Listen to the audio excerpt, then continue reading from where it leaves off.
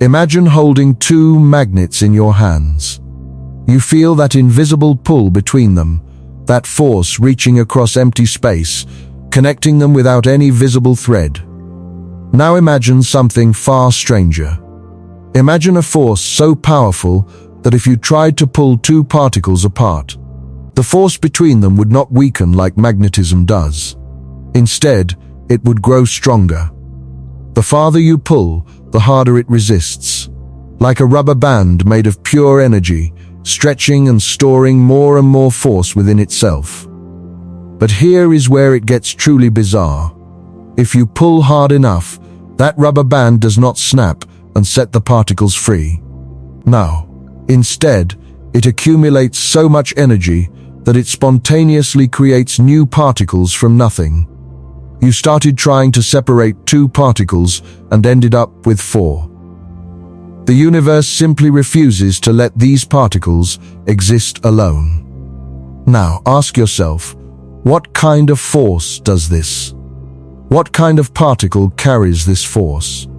And perhaps the strangest question of all, what happens when the very particle carrying this force is itself subject to that same force? What happens when the messenger is also the prisoner? This is the story of the gluon. And by the end of this journey, you will understand something that most people never even think about. You will understand why you have mass. Not the kind of mass that the famous Higgs boson gives particles, though that plays a small role. No, I mean the vast majority of your mass. 99% of the mass of every atom in your body, every atom in the Earth, every atom in the Sun, comes from a particle that has zero mass itself. A massless particle creating nearly all the mass in the visible universe. That sounds impossible. That sounds like a contradiction. But it is true, and by the end of this video, you will understand exactly how and why. Let me give you some facts that will set the stage for just how extraordinary this particle is. Fact number 1. The gluon is massless. It has exactly zero mass, just like a photon of light. And yet, gluon energy is responsible for 99% of the mass of protons and neutrons, which are the building blocks of all atoms. Fact number 2. There is not just one type of gluon. There are 8 different varieties, each carrying different combinations of a property called color charge. Fact number 3. No one has ever directly observed a single free gluon. Not once in the entire history of particle physics. They are permanently imprisoned inside the particles they help create. Fact number 4. If you could somehow stretch the gluon field between two quarks to a distance of about 1 femtometer, which is 1/millionth of 1/billionth of a meter, the energy stored in that field would exert a force equivalent to about 14 tons. 14 tons of force between two particles, smaller than anything you could ever see. Fact number 5. The gluon is the only known force-carrying particle in the universe that carries the very charge it is responsible for transmitting. It is as if a mailman were also a piece of mail, as if a police officer were also a criminal, as if the walls of a prison were themselves prisoners. Today, we are going to go deep. We are going to explore quantum chromodynamics, the theory of color charge, the phenomenon of asymptotic freedom, the mystery of confinement, the existence of glueballs, the quark-gluon plasma, the unsolved Millennium Prize Problem, and ultimately, why this one strange particle is the reason you exist as a physical being with mass and substance. If you have ever wondered what holds the universe together at its most fundamental level, this video will change the way you see reality. If you find this fascinating, take a moment right now to like this video and subscribe to this channel, because we go deep into the most fundamental questions about the universe every single time. And drop a comment below telling me this. Did you know that gluons, particles with zero mass, are responsible for almost all of your mass? I want to know if that surprises you. Now let us begin this journey from the very foundation. Let us start with a simple question that troubled physicists for decades. What holds an atomic nucleus together? Think about it. Inside every atom, there is a nucleus. And inside that nucleus, there are protons and neutrons packed incredibly close together. Now here is the problem. Protons are positively charged. Every single proton carries a positive electric charge. And what do positive charges do when you put them close together? They repel each other. Violently, the electromagnetic force between two protons at nuclear distances is enormous. It should blast every nucleus apart. Every atom heavier than hydrogen should be impossible. Carbon should not exist. Oxygen should not exist. Iron should not exist. You should not exist. And yet, here we are. Nuclei are stable. Atoms exist. Chemistry works. Life happens. Something must be overpowering that electromagnetic repulsion. Something must be holding those protons together despite their desperate desire to fly apart. And that something must be incredibly powerful, far more powerful than electromagnetism. Physicists called this mysterious force the strong nuclear force. Not a very creative name, but an accurate one. It is the strongest of all four fundamental forces of nature. Stronger than gravity by a factor of 10 to the power of 38. Stronger than electromagnetism by a factor of about 100 at nuclear distances. Stronger even than the weak nuclear force that governs radioactive decay. The strong force is the titan of the fundamental interactions. But knowing that it exists is different from understanding how it works. For decades, physicists struggled to understand the mechanism. In 1935, a Japanese physicist named Hideki Yukawa proposed that the force between protons and neutrons was carried by a new particle, which he predicted should have a mass roughly 200 times that of the electron. A few years later, this particle was found. It was called the pion. Yukawa won the Nobel Prize. Problem solved, right? Not quite. As experimental techniques improved through the 1950s and into the 1960s, physicists discovered more and more particles. Dozens of them. Then hundreds. Pions, kaons, sigma particles, delta particles, omega particles. The list grew and grew into what became known as the particle zoo. There were too many to be fundamental. Something deeper had to be going on. In 1964, Murray Gell-Mann and independently George Zweig proposed that all these hundreds of particles were actually made of smaller, more fundamental components. Gell-Mann called them quarks. The proposal was elegant. Just a few types of quarks combining in different ways could explain the entire particle zoo. Protons were made of 3 quarks, 2 of one type called up and 1 of another type called down. Neutrons were also 3 quarks, 2 down and 1 up. Pions were made of a quark and an antiquark. Every hadron, every particle that felt the strong force, could be explained as a combination of quarks. But this immediately raised a deeper question. If quarks exist inside protons, what holds the quarks themselves together? The pion exchange that Yukawa described is the force between protons and neutrons. But what about the force inside a proton? What keeps those 3 quarks bound together so tightly that no one had ever seen a quark on its own? There had to be another level to the story. The force between protons and neutrons, mediated by pions, turned out to be just a residual effect. Like the van der Waals force between neutral atoms is a residual effect of electromagnetism. The real, fundamental strong force operates at a deeper level, between quarks. And the particle that carries this fundamental force is the gluon, literally named because it glues quarks together. So what exactly is a gluon? At the most fundamental level we currently understand, a gluon is an elementary particle. It is not made of smaller components. It is not a composite object. It is a fundamental excitation of what physicists call the gluon field. Let me explain what that means. In modern physics, every fundamental particle is understood as a vibration or excitation of a corresponding field that permeates all of space.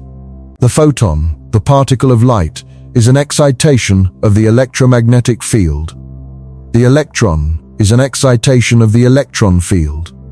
And the gluon is an excitation of the gluon field. These fields exist everywhere, at every point in space and time.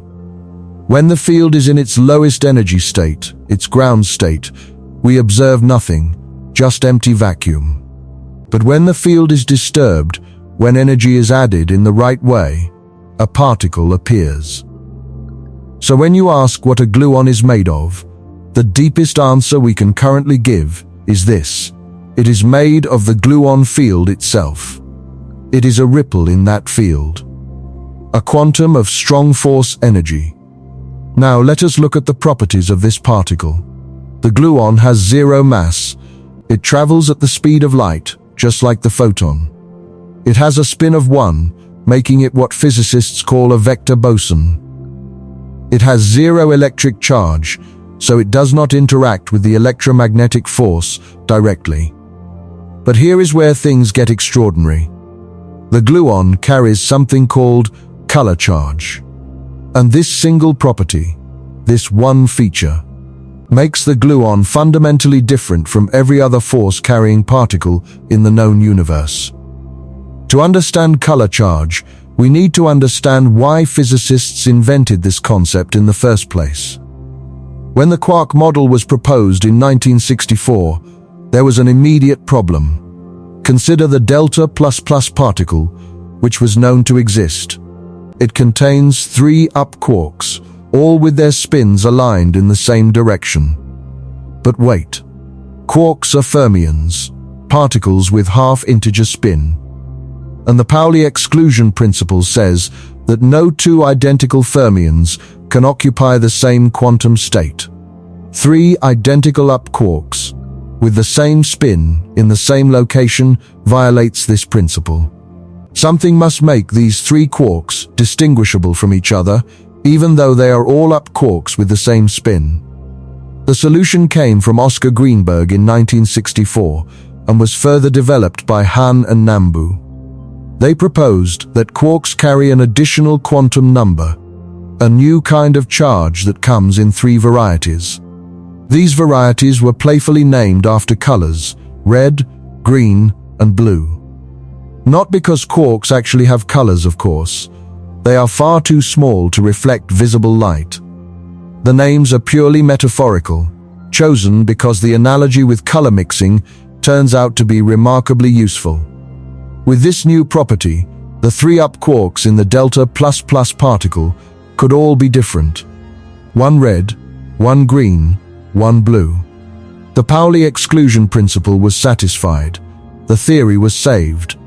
But color charge is not just a bookkeeping trick. It is a real physical property, as real as electric charge, with its own dynamics and consequences. Here are the rules. Quarks can carry one of 3 colors: red, green, or blue. Antiquarks carry one of 3 anti-colors: anti-red, which you can think of as cyan; anti-green, which you can think of as magenta; and anti-blue, which you can think of as yellow. And here is the crucial rule. All directly observable particles must be color neutral. They must have no net color charge. This is called color confinement, and it is the central mystery we are exploring today. How can you make something color neutral? There are exactly 2 ways. The first way is to combine all 3 colors. Red plus green plus blue equals white, or color neutral. This is how baryons work. A proton has 3 quarks, 1 red, 1 green, 1 blue. Their colors combine to make the proton color neutral as a whole. The second way is to combine a color with its anticolor. Red plus anti-red equals neutral, or blue plus anti-blue equals neutral. This is how mesons work. A pion has one quark of some color and one antiquark of the corresponding anticolor. Together they are color neutral. But here is what makes the gluon unique among all force carriers. The gluon itself carries color charge. Specifically, each gluon carries one color and one anticolor simultaneously. For example, a gluon might carry red color and anti-blue anticolor. Think about how remarkable this is. Compare it to the photon. The photon carries the electromagnetic force between charged particles. But the photon itself has no electric charge. It is neutral. It does not feel its own force. It can pass right through other photons without any interaction.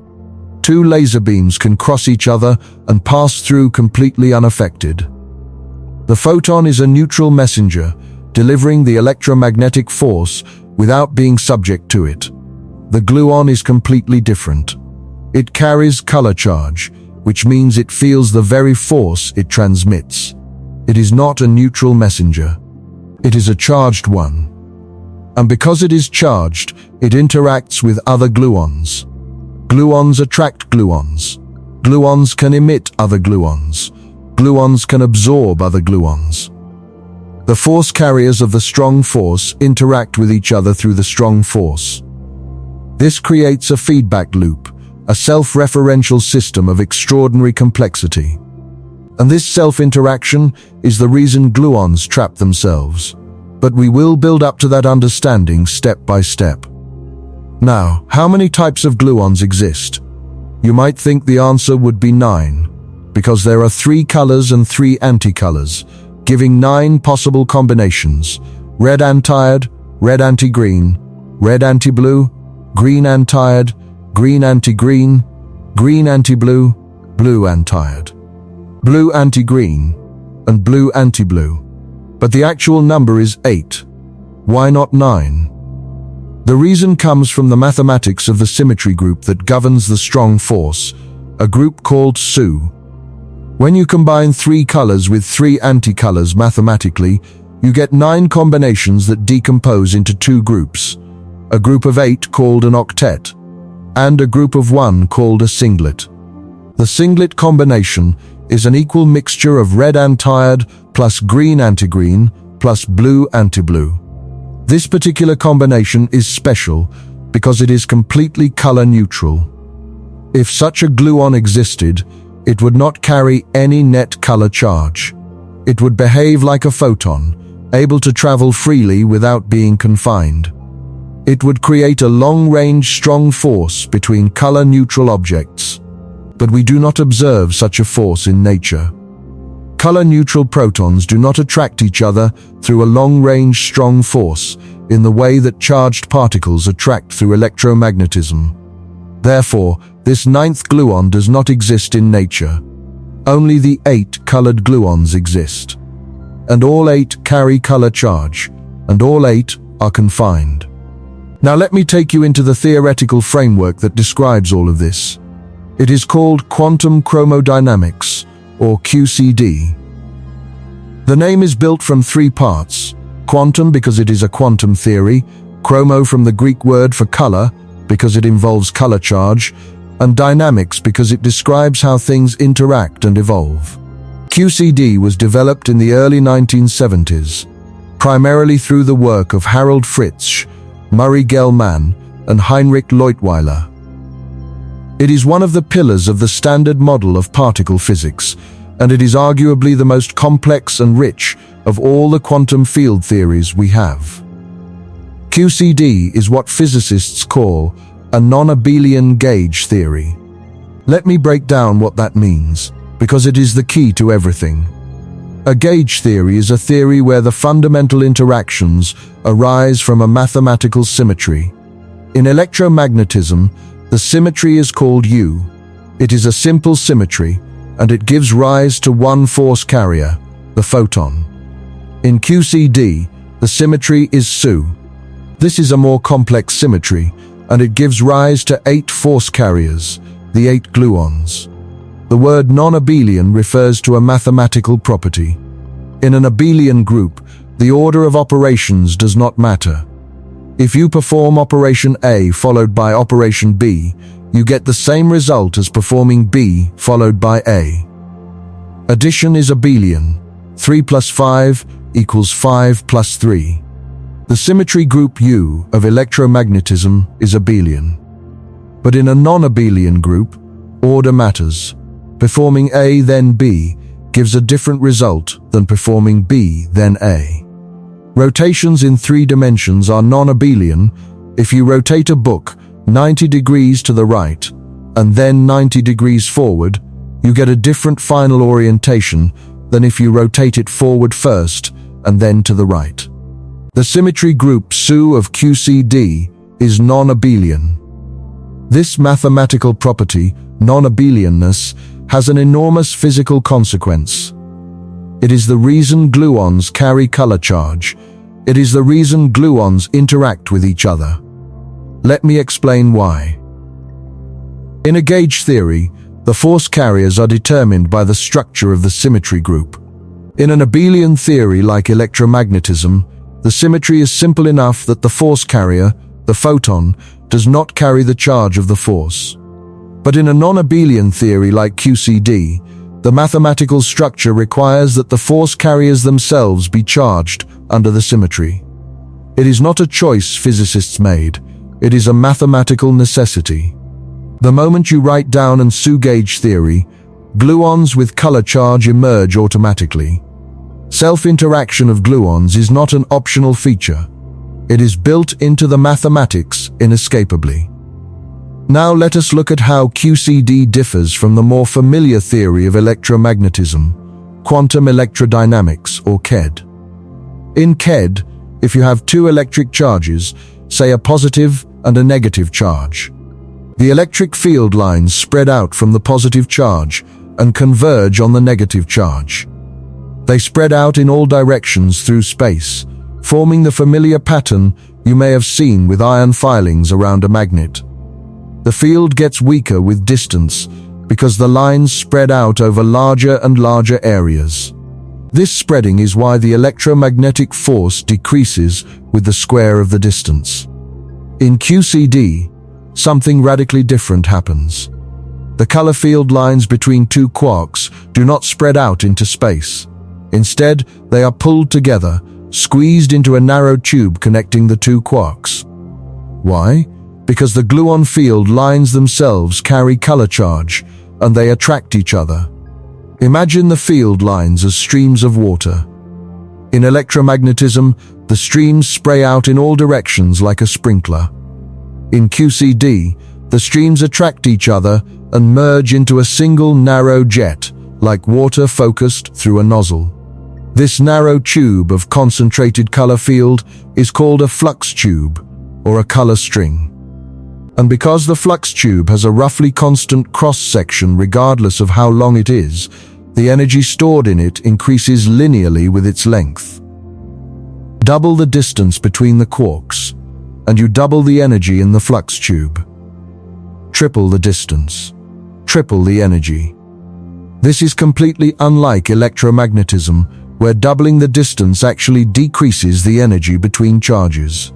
This linear increase of energy with distance is the essence of confinement.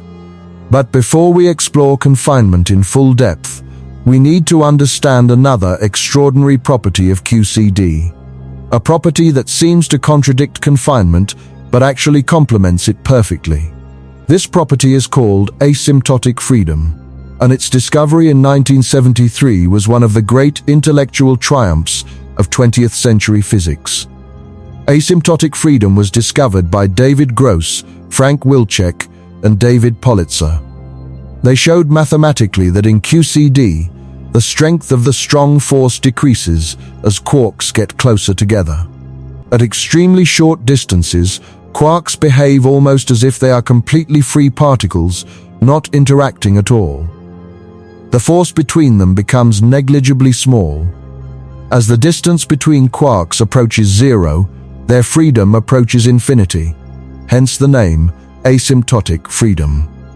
They received the Nobel Prize in Physics in 2004 for this discovery. Now think about how strange this is. Every other force in our everyday experience gets stronger when objects are closer. Gravity pulls harder when you are closer to a massive object. A magnet pulls more strongly when you bring the other magnet nearer. But the strong force works in reverse. It gets weaker when quarks are close and stronger when they are far apart. It is as if you had a rubber band that went completely slack when you held its two ends together, but became incredibly stiff the moment you tried to stretch it. At first, this seems paradoxical. If the force is weak at short distances, how can quarks be permanently trapped? The answer is that asymptotic freedom and confinement are two sides of the same coin. At short distances, weak force, quarks move freely. At large distances, strong force, quarks cannot escape. The force has a split personality, gentle up close and merciless at a distance. But why does this happen? Why does the strong force get weaker at short range? The answer lies in how the vacuum itself behaves in QCD compared to KED. In KED, the vacuum around an electric charge is not truly empty. It is filled with virtual electron-positron pairs that constantly pop into existence and disappear. These virtual pairs are polarized by the real charge. The virtual positrons are attracted toward the real positive charge, and the virtual electrons are repelled. This creates a screening effect. The cloud of virtual pairs partially cancels the real charge.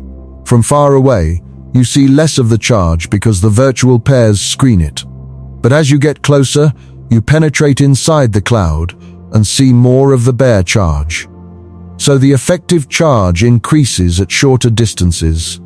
The electromagnetic force gets stronger at shorter distances, which makes sense with everything we know intuitively.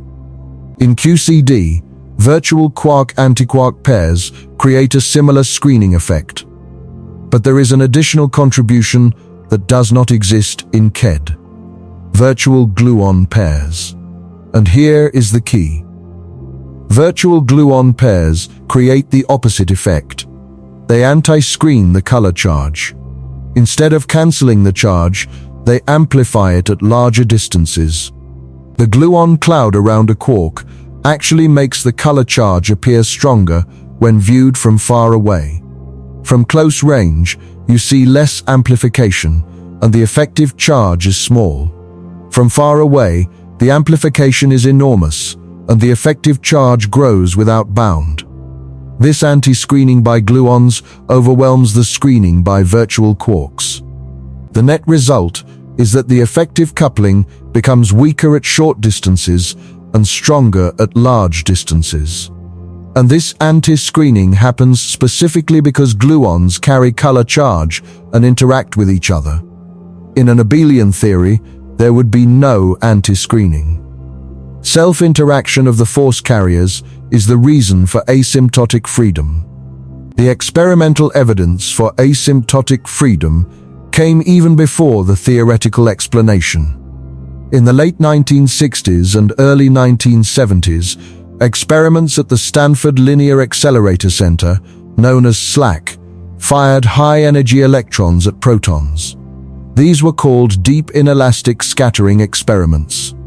The electrons penetrated deep inside the protons and bounced off the quarks within. What amazed physicists was that the quarks inside the proton behaved almost like free particles. They scattered the electrons as if they were barely interacting with each other.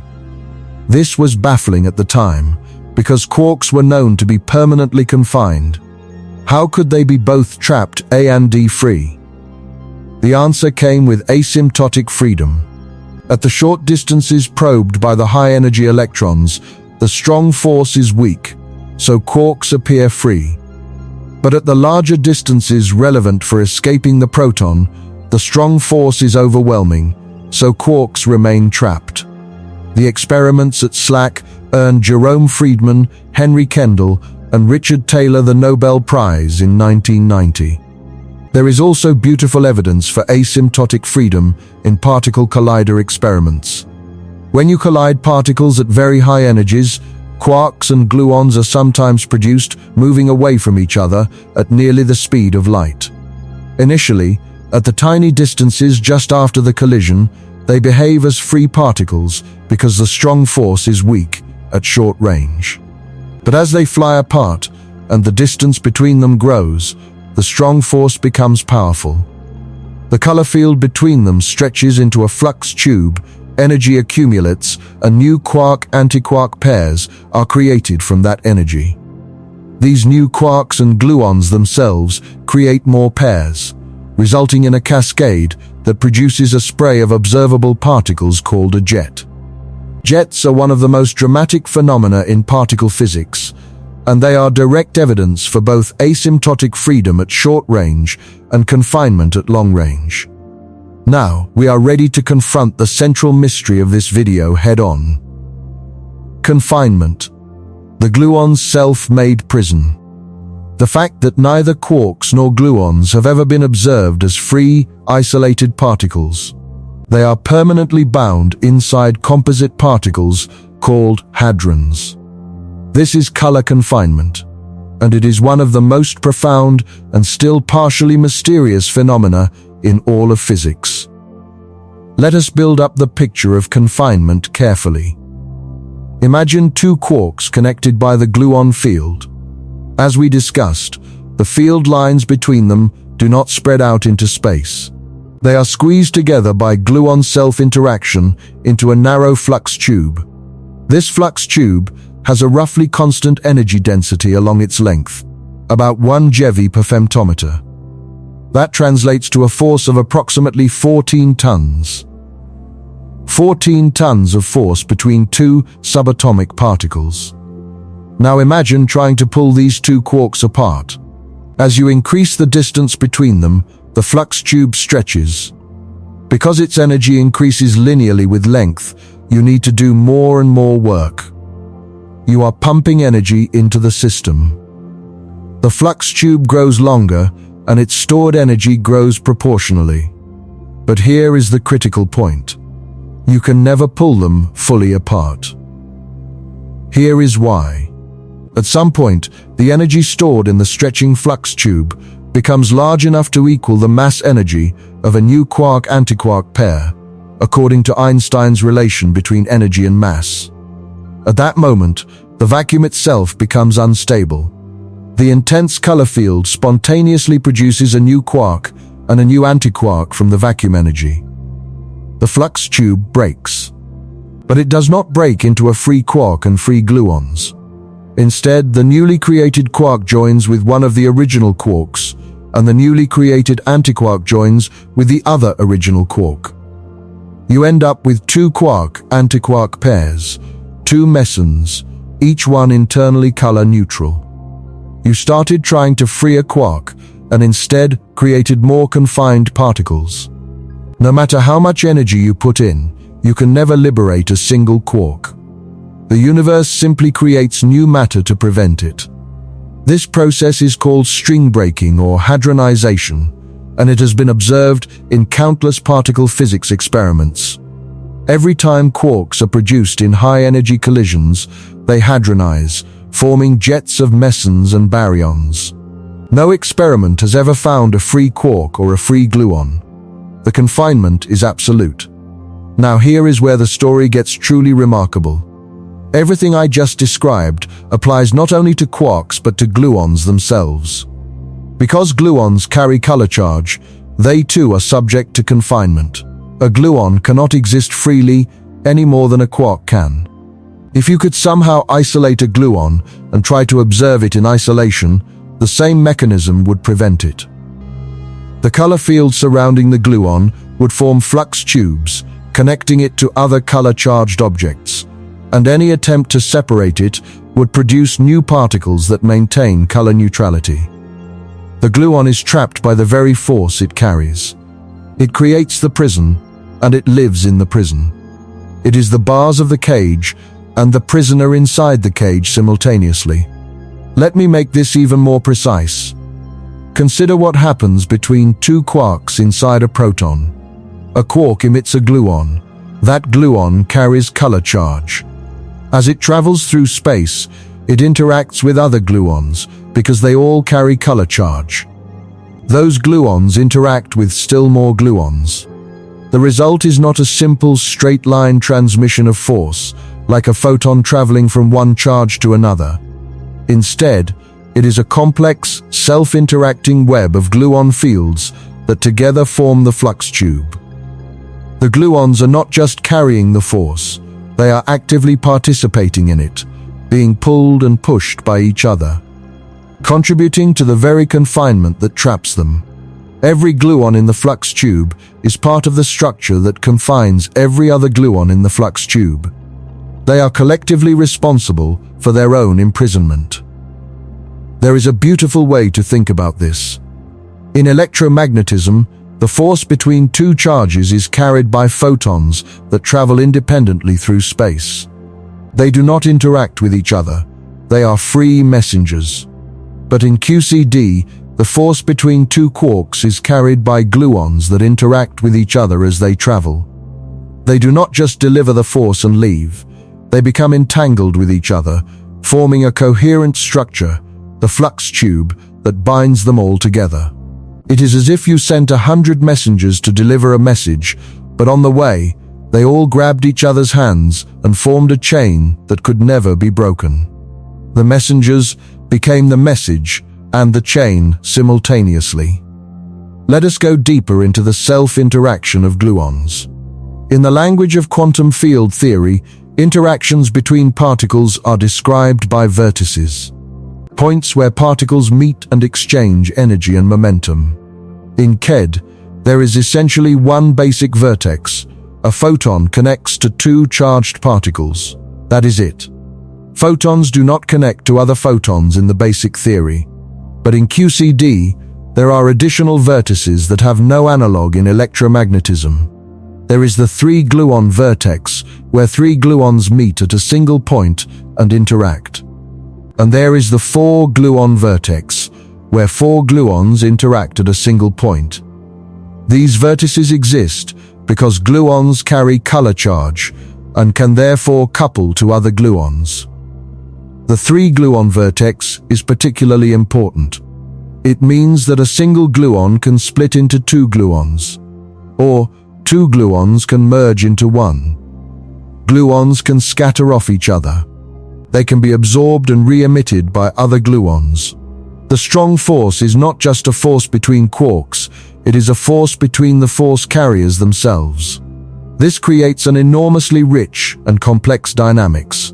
The vacuum of QCD, the supposedly empty space where no real particles exist, is actually seething with activity.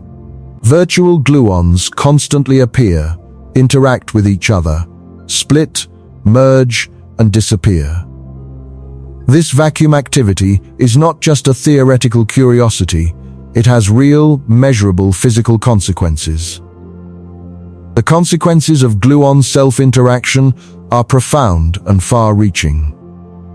First, self-interaction is responsible for asymptotic freedom, as we discussed. The anti-screening by virtual gluons causes the effective coupling to decrease at short distances. Second, self-interaction is responsible for confinement. The attraction between gluon field lines pulls them together into flux tubes, preventing the force from weakening with distance. Third, and perhaps most amazingly, self-interaction is responsible for most of the mass in the visible universe. Let me explain this extraordinary fact in detail. Consider the proton. It has a mass of approximately 938 megaelectron volts, which we write as 938 MeV. This mass is what gives the proton its inertia, its resistance to being pushed around, its gravitational pull. Now, the proton contains three quarks, two up quarks and one down quark. An up quark has a mass of roughly 2.2 MeV. A down quark has a mass of roughly 4.7 MeV. So the total mass of the quarks inside the proton is approximately 2.2 plus 2.2 plus 4.7, which equals about 9.1 MeV. But the proton's mass is 938 MeV. The quarks account for less than 1% of the proton's mass. Less than 1%. So where does the other 99% come from? The answer is energy. Specifically, two kinds of energy. First, there is the kinetic energy of the quarks. Because confinement forces the quarks into a tiny volume about 1 femtometer across, the Heisenberg uncertainty principle requires them to have a large uncertainty in momentum, which means they must be moving very fast, close to the speed of light. This kinetic energy contributes to the proton's mass through Einstein's famous relation between energy and mass. Second, and even more importantly, there is the energy stored in the gluon field itself. The constant exchange of gluons, the flux tubes, the self-interactions, the virtual gluon pairs popping in and out of existence. All of this represents an enormous amount of energy packed into the tiny volume of the proton. And all of this energy contributes to mass. Think about what this means. You are made of atoms. Atoms are made of protons, neutrons, and electrons. The electrons have some mass from the Higgs field. The quarks inside the protons and neutrons have a tiny bit of mass from the Higgs field. But the vast majority of the mass of every atom in your body, 99% of it, comes from gluon field energy.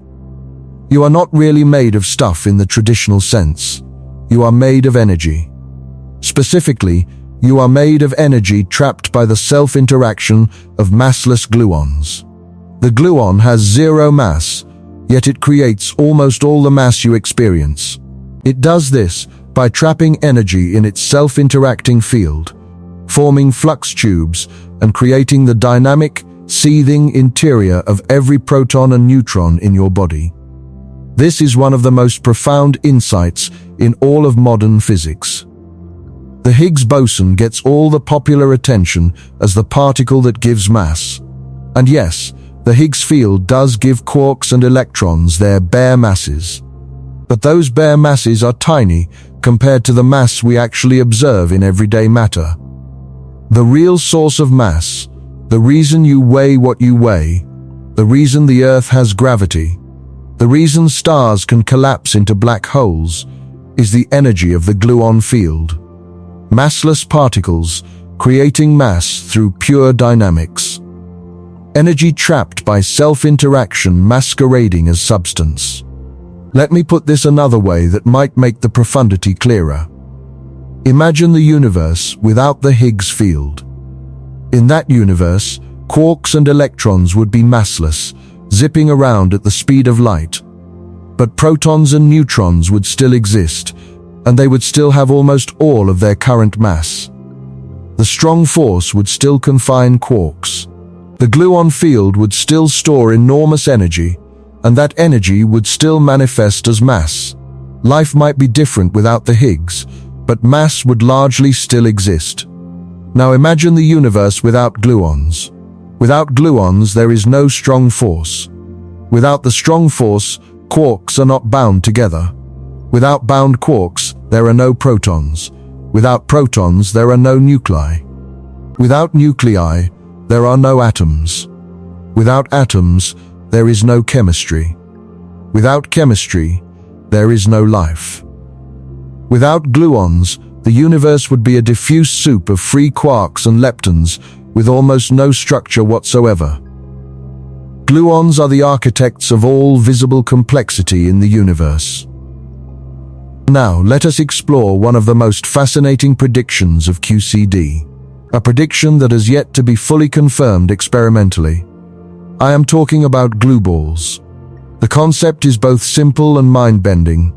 If gluons interact with other gluons, and if gluons are confined by the strong force just as quarks are, then it should be possible for gluons to bind together without any quarks at all. A particle made entirely of gluons. A ball of pure glue.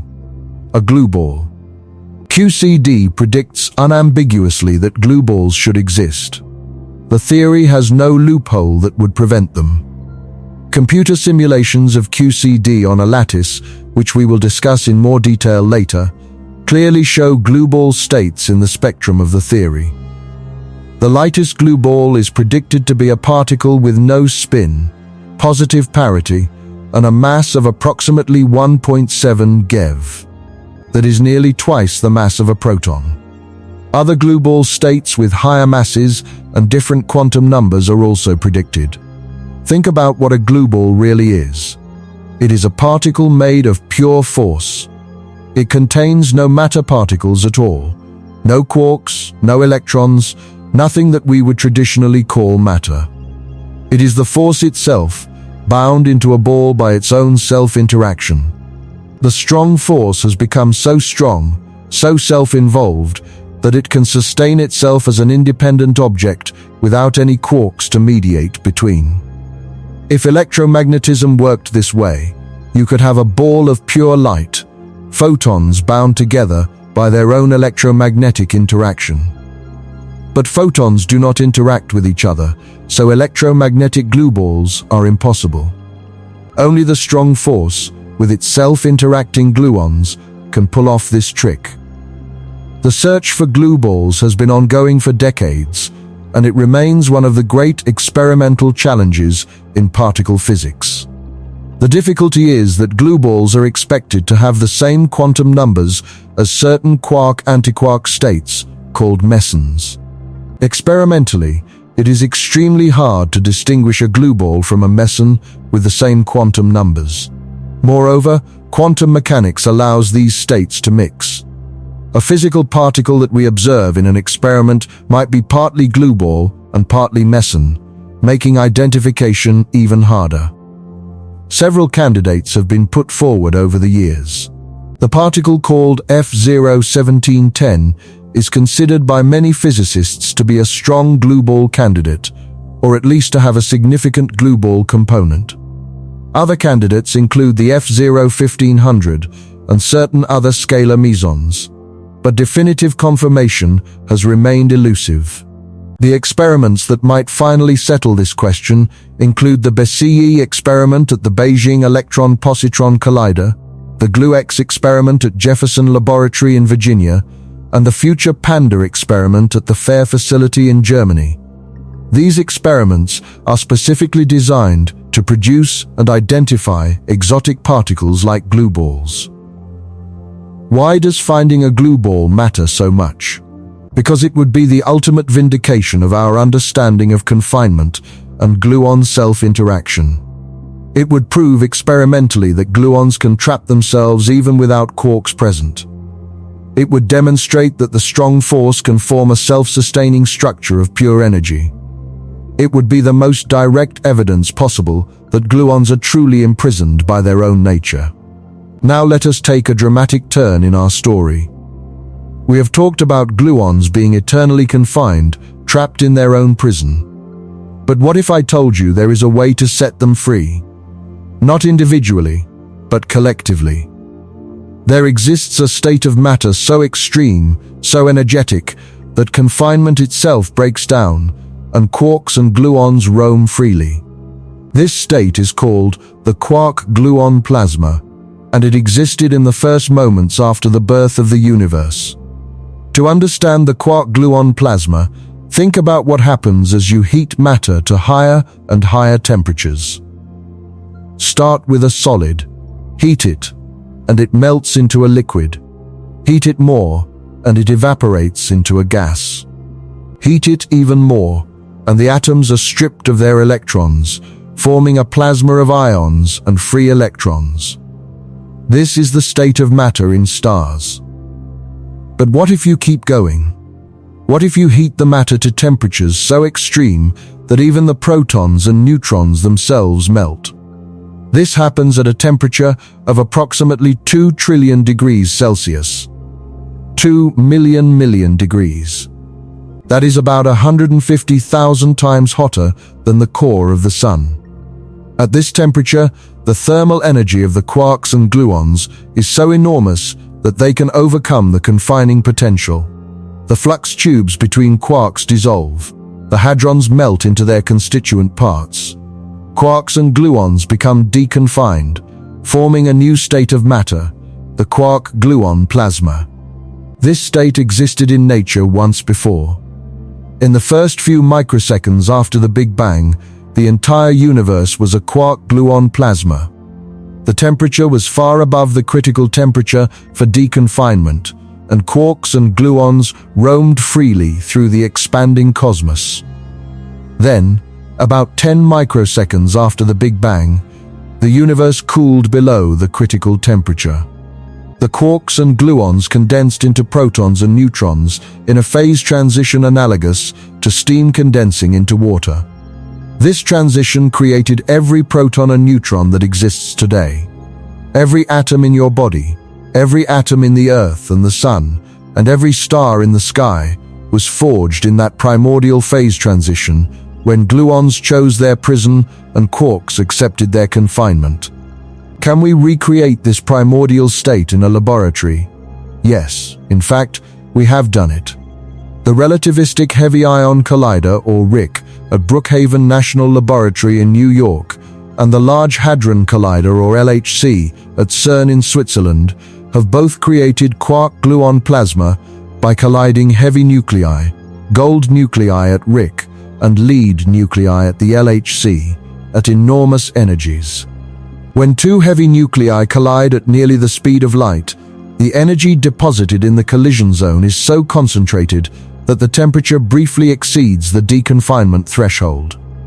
For a fleeting instant, lasting only about 10 to the power of -23 seconds, a tiny fireball of deconfined quarks and gluons exists in the laboratory. The properties of this quark-gluon plasma turned out to be surprising and beautiful. Before it was created in the laboratory, many physicists expected it to behave like a weakly interacting gas, with quarks and gluons bouncing around independently like molecules in air. The reasoning was based on asymptotic freedom. At the very high energies involved, the strong coupling should be weak. So interactions should be rare.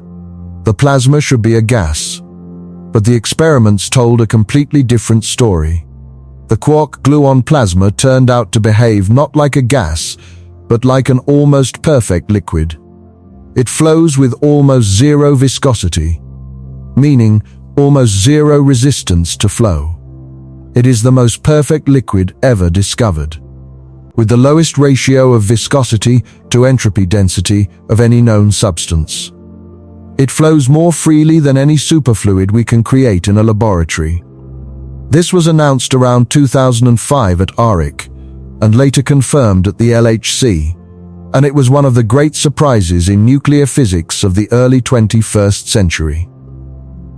What does this tell us about gluons? It tells us that even when gluons are deconfined, they still interact strongly with each other. Deconfinement does not mean non-interaction. The quarks and gluons in the plasma are constantly scattering off each other, exchanging momentum, creating collective flow. The gluon self-interaction does not disappear above the deconfinement temperature, it merely changes character. Below the critical temperature, gluon self-interaction creates confinement, trapping colored objects in hadrons. Above the critical temperature, gluon self-interaction creates a strongly coupled liquid, where colored objects move collectively as a fluid. In neither case are gluons truly free of their self-imposed interactions. The study of quark-gluon plasma has also revealed beautiful connections to other areas of physics. Using a theoretical tool called the AD-S-CFT correspondence, which comes from string theory, physicists have been able to calculate properties of strongly interacting plasmas and compare them to experimental results. The agreement has been remarkably good in some cases, suggesting deep connections between the physics of gluons, the mathematics of string theory, and even the geometry of higher dimensional spacetimes. Gluon physics connects to the deepest questions in theoretical physics. Now let us discuss how physicists actually study confinement and gluon self-trapping computationally. This is the field of lattice QCD, and it represents one of the most impressive achievements of computational physics. The problem is this: at the energy scales where confinement occurs, the strong force is truly strong. The coupling constant is large, of order 1. This means that the standard tool of theoretical physics, perturbation theory, which works by assuming the coupling is small and computing corrections order by order, completely breaks down. You cannot calculate confinement perturbatively. The mathematics does not converge. Every correction is as large as the previous one, and the series gives nonsense. So how do you study a theory where your main analytical tool fails? You simulate it on a computer. This is the approach pioneered by Kenneth Wilson in 1974. Wilson proposed discretizing spacetime itself into a finite lattice of points, like a three-dimensional grid. Quark fields live on the points of the lattice, and gluon fields live on the links connecting neighboring points. The theory is then expressed not in terms of continuous fields, but in terms of a finite number of variables that a computer can manipulate. You can then use powerful numerical methods, particularly a technique called Monte Carlo simulation, to calculate physical quantities by averaging over all possible configurations of the fields, weighted by their quantum probability. This sounds simple in principle, but is enormously challenging in practice. The lattice must be fine enough to capture the short-distance physics, with spacing much smaller than a femtometer. It must be large enough to contain the long-distance physics, with total size much larger than a proton. It must include the effects of dynamical quarks, which are themselves complicated fermion fields. Each configuration requires computing enormously complex mathematical objects, and you need to generate millions of configurations to get statistically meaningful averages.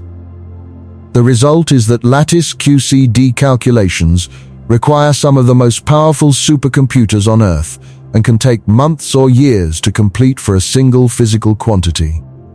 But the results have been spectacular. Lattice QCD has calculated the mass of the proton from first principles, getting agreement with the experimental value to within a few percent. It has calculated the masses of other hadrons with similar accuracy. It has directly visualized the flux tube between quarks, confirming the picture of a narrow tube of color field rather than a spread-out field. It has predicted the spectrum of glueball states. It has mapped the phase transition between confined matter and quark-gluon plasma, determining the critical temperature to be approximately 155 MeV, which corresponds to about 1.8 trillion degrees. One of the most dramatic results from lattice QCD is the direct visualization of confinement. By computing the energy of the color field between a quark and an antiquark as a function of their separation, lattice calculations show a linear rise in energy with distance, confirming the flux tube picture. The energy goes up and up and up as you try to pull the quarks apart, never leveling off, never decreasing. The slope of this linear rise gives the string tension, the force per unit length of the flux tube, and it comes out to approximately 1 GeV per femtometer, consistent with the observed properties of hadrons. Lattice QCD also beautifully shows string breaking. When the energy in the flux tube reaches the threshold for creating a new quark-antiquark pair, the linear rise terminates and the system transitions into two separate mesons. Lattice QCD has also confirmed the existence of gluon condensates in the vacuum. Even in the absence of any quarks, the QCD vacuum is not empty. It contains non-zero average values of gluon field quantities, indicating that the vacuum is a complex, structured state. These gluon condensates contribute to the vacuum energy and affect the properties of all hadrons. The vacuum of QCD is one of the most complex and richly structured states in all of physics, all because of gluon self-interaction. Despite all these successes, there are aspects of QCD that lattice methods cannot yet fully address. Real-time dynamics are difficult because the lattice formulation works in what physicists call Euclidean spacetime rather than real Minkowski spacetime. Transport properties, like how quarks and gluons diffuse through the plasma, are extremely hard to compute. Very light quarks push the computational requirements to extreme limits.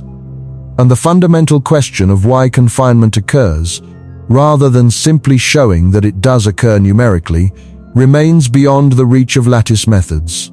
Lattice QCD can show you that confinement happens, but it cannot give you a simple, elegant proof of why it must happen.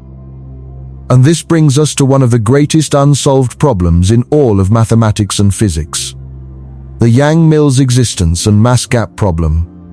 This is one of 7 Millennium Prize problems selected by the Clay Mathematics Institute in the year 2000. Each problem carries a prize of $1 million for a correct solution. The Yang-Mills problem asks you to prove, with full mathematical rigor, that Yang-Mills theory, which is the general class of non-abelian gauge theories that includes QCD, has certain properties.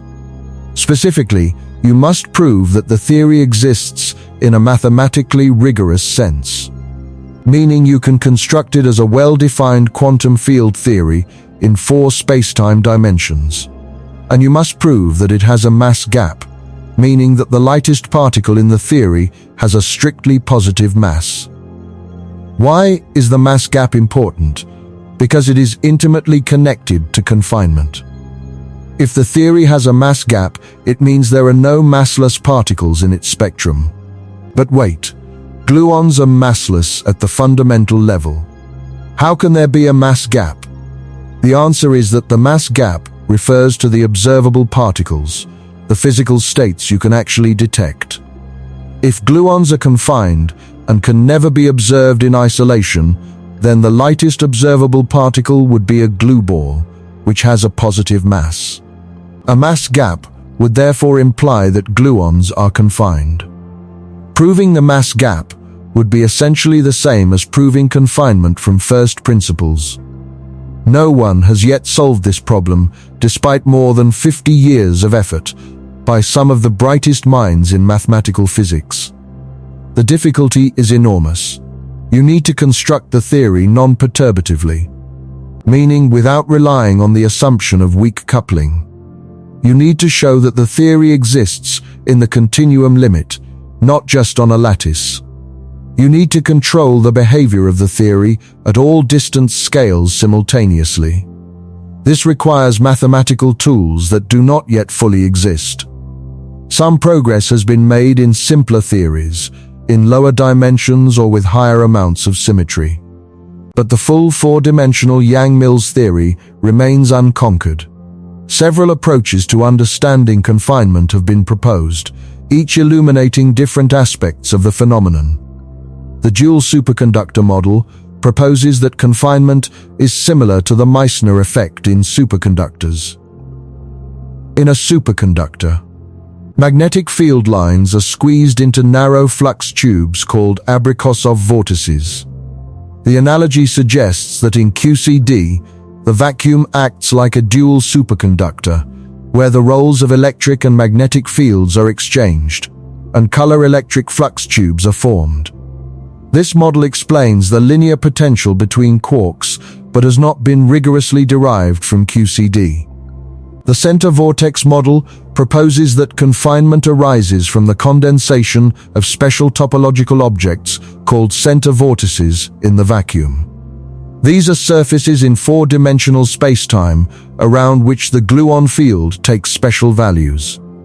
Lattice calculations have provided strong evidence for this picture. When center vortices are artificially removed from lattice configurations, confinement disappears. When they are added, confinement is restored. This suggests they play a central role, but again, a rigorous derivation from first principles is lacking. 2. The monopole condensation picture proposes that confinement is caused by the condensation of magnetic monopolies in the QCD vacuum. These are hypothetical objects that carry magnetic color charge, just as ordinary quarks carry electric color charge.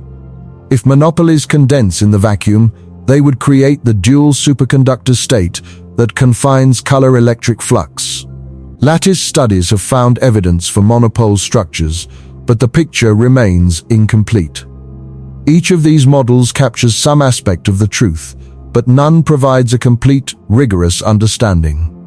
Confinement remains one of the deepest unsolved problems in physics. The gluon traps itself. We can see this clearly in experiments and simulations. But we cannot yet fully explain from pure mathematics why it must do so. Let me now address some subtle aspects of gluon physics that are often overlooked, but are crucial for a complete understanding. One fascinating topic is the gluon content of the proton. We know the proton contains 3 valence quarks, 2 up and 1 down. But that is not the whole story. The proton is a dynamic, seething object. The quarks are constantly emitting and absorbing gluons. Those gluons are constantly splitting into quark-antiquark pairs and recombining. At any given moment, the proton contains not just 3 quarks, but a complex sea of quarks, antiquarks, and gluons. The distribution of these particles inside the proton is described by what physicists call parton distribution functions, or PDFs.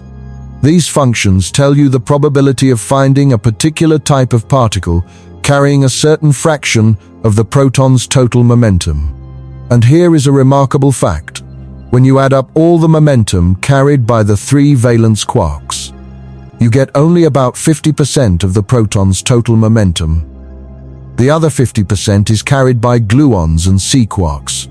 In fact, at certain energy scales, gluons carry even more than half the proton's momentum. The proton is, in a very real sense, more gluon than quark. It is a ball of gluon energy with some quarks floating in it, rather than 3 quarks with some gluons between them. This connects to another deep and still evolving mystery in QCD, the proton spin puzzle. The proton has a total spin of 1/2, like all fermions. Initially, in the simple quark model, this spin was assumed to come from the spins of the 3 valence quarks. 2 quarks spin up and 1 spins down, giving a net spin of 1/2. Simple and elegant. But in 1988, the European muon collaboration measured the actual contribution of quark spins to the proton spin. The result was shocking. Quark spins contribute only about 30% of the proton's total spin. This became known as the proton spin crisis. Where does the rest come from? The answer involves both gluons and orbital angular momentum. Gluons, despite having no mass, carry spin. Each individual gluon has a spin of 1. The collective contribution of all the gluons inside the proton to its total spin is significant, though measuring it precisely is extremely challenging. Current estimates suggest gluons contribute somewhere between 20 and 30% of the proton's spin, though the uncertainty is still large. The remainder comes from the orbital angular momentum of both quarks and gluons as they move around inside the proton. Understanding the complete spin structure of the proton requires understanding the gluon contribution, and this is one of the key physics goals of the electron-ion collider. The Electron-Ion Collider, or EIC, is a next-generation particle accelerator being built at Brookhaven National Laboratory in New York. It is specifically designed to act as a powerful microscope for the interior of protons and nuclei. By colliding high-energy electrons with protons and heavier ions, the EIC will map the distribution of quarks and gluons with unprecedented precision. It will measure how gluons are distributed in space within the proton, how many gluons there are at different momentum fractions, and how they contribute to the proton's spin and mass. One of the most exciting physics questions the EIC will address is the phenomenon of gluon saturation. At very low momentum fractions, the number of gluons inside a proton grows rapidly. There are more and more gluons carrying smaller and smaller fractions of the proton's momentum. But this growth cannot continue forever. At some point, the gluon density becomes so high that gluons start to interact with each other and recombine, balancing the growth. The proton reaches a saturated state where gluon splitting and gluon recombination are in equilibrium. This state is called the color glass condensate, and it represents a new and universal state of matter that should appear in all hadrons and nuclei at sufficiently high energies. The color glass condensate is predicted by QCD, but has never been definitively observed. The EIC is expected to provide clear evidence for its existence. If confirmed, it would represent yet another manifestation of gluon self-interaction. Gluons interacting so densely that they regulate their own population, creating a collective state with universal properties. The word glass in the name refers to the fact that the dynamics of this state happen on different time scales. Similar to a glass which appears solid on short time scales, but flows on long ones. The word condensate refers to the high density of gluons forming a coherent state. Let us step back now and think about the broader significance of everything we have discussed. Gluons and the strong force have a unique place in the hierarchy of forces in nature. Gravity shapes the large-scale structure of the universe, galaxies, stars, planets, the expansion of space itself. Electromagnetism governs chemistry, light, electricity, magnetism, and essentially all of technology. The weak force governs radioactive decay and plays a crucial role in stellar nucleosynthesis, the process by which stars create heavy elements. But the strong force, carried by gluons, does something even more fundamental than any of these. It creates the very existence of matter.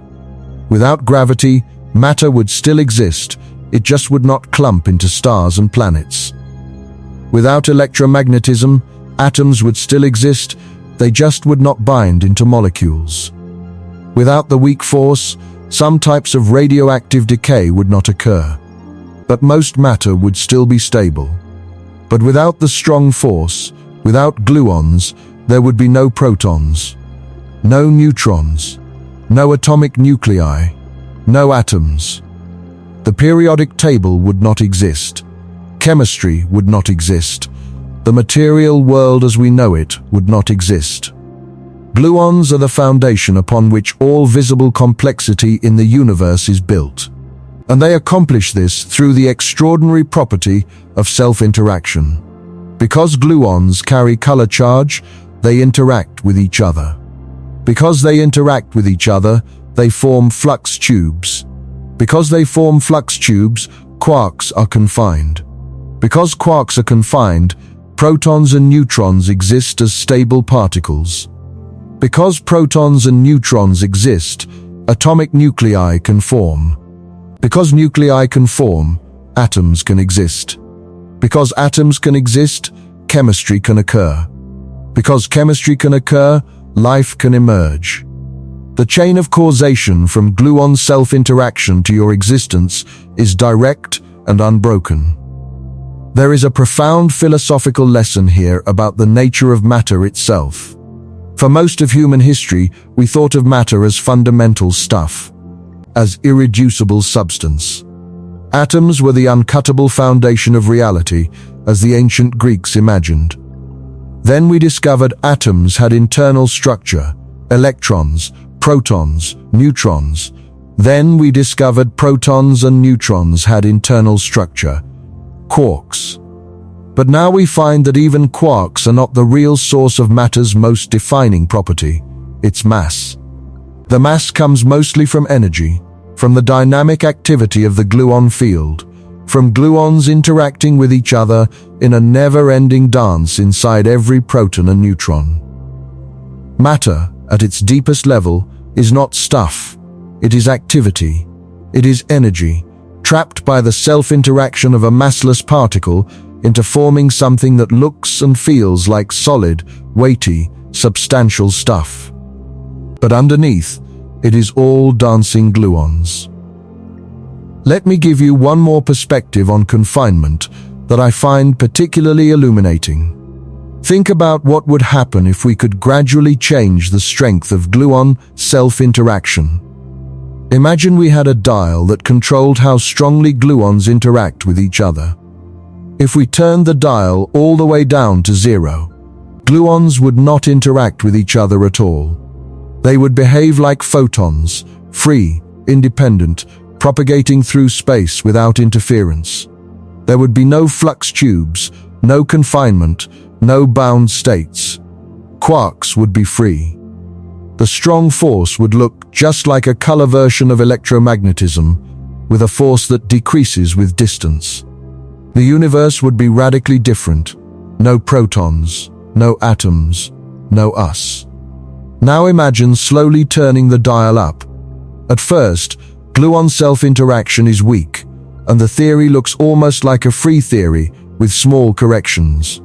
Quarks are still nearly free, and the force decreases with distance, just slightly modified. But as you keep turning the dial up, something dramatic happens. At a certain point, the self-interaction becomes strong enough to qualitatively change the behavior of the theory. The force stops decreasing with distance and starts increasing. Flux tubes form. Confinement sets in. Quarks become permanently bound. Mass is generated from energy.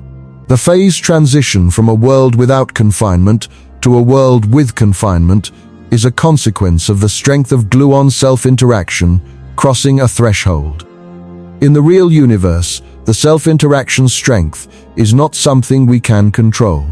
It is determined by the structure of the SU gauge group and the number of quark flavors. Nature has set the dial firmly in the confined phase. The gluon self-interaction is strong enough that confinement is robust and absolute. Every colored object is permanently trapped. Every gluon is forever bound. This is not an accident or a coincidence. It is a necessary consequence of the mathematical structure of the theory that describes our universe. Now I want to address a question that deep thinkers often ask at this point. If gluons are truly fundamental, not made of anything smaller, and if they are described by the gluon field of QCD, is that really the end of the story? Is the gluon field truly fundamental, or could it be emergent from something deeper? This is one of the great open questions of theoretical physics. The Standard Model, which includes QCD, is our current best theory of fundamental particles and forces. But most physicists believe it is not the final theory. There are too many unexplained parameters. Why 3 colors and not 4? Why the SU gauge group and not something else? Why the particular masses of the quarks?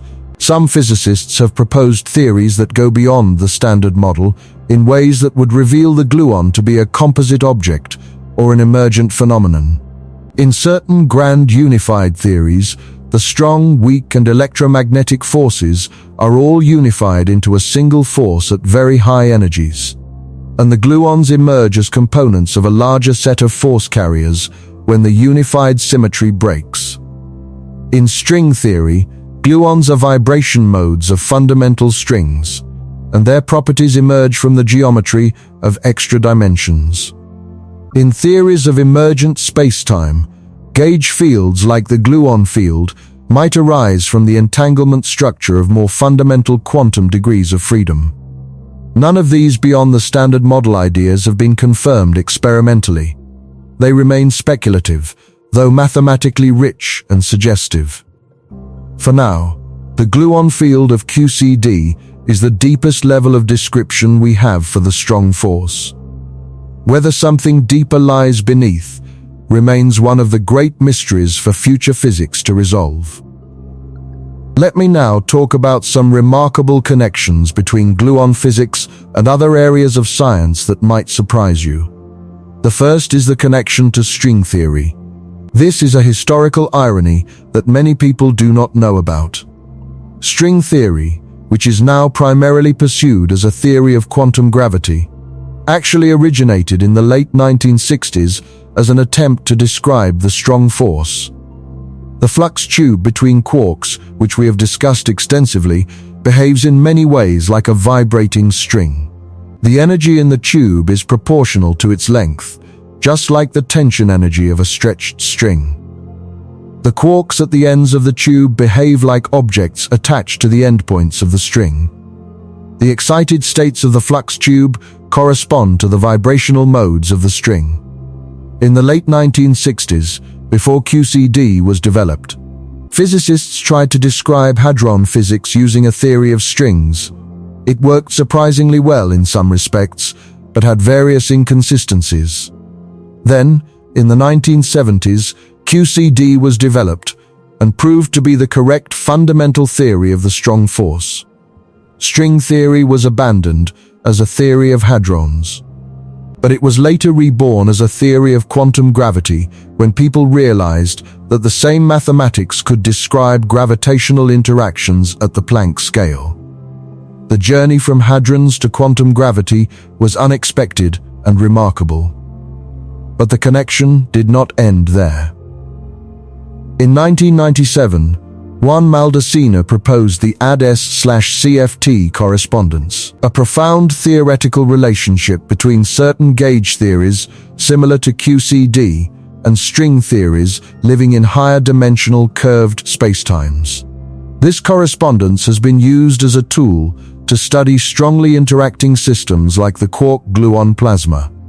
Properties of the plasma that are impossibly difficult to calculate in QCD directly can sometimes be computed in the string theory dual with relative ease. The fact that a theory of strings in curved spacetime can teach us about gluon dynamics is one of the most beautiful and surprising connections in modern theoretical physics. Another fascinating connection is between gluon physics and the study of neutron stars. Neutron stars are the collapsed remnants of massive stars that have exploded as supernovae. They are incredibly dense, with the mass of 1 to 2 suns packed into a sphere only about 20 kilometers across. The density at the core of a neutron star is several times the density of normal nuclear matter. At such extreme densities, the behavior of the strong force determines the structure and properties of the star. Some physicists believe that at the very center of the most massive neutron stars, the density might be high enough for quark deconfinement to occur. The protons and neutrons at the core might melt into quark matter or quark-gluon plasma. If this happens, the properties of the star would change. Its radius, its maximum possible mass, the way it cools over time, and the gravitational waves it emits when it collides with another neutron star would all be affected by the presence of deconfined quark matter. The detection of gravitational waves from neutron star mergers, first accomplished in 2017, has opened a new window into the physics of the strong force at extreme densities. We are literally hearing the echoes of gluon physics in the gravitational waves reaching us from distant cosmic collisions. There is yet another surprising connection: the relationship between confinement and the early universe. As I mentioned, the universe underwent a quark-hadron phase transition about 10 microseconds after the Big Bang, when the quark-gluon plasma cooled and condensed into protons and neutrons.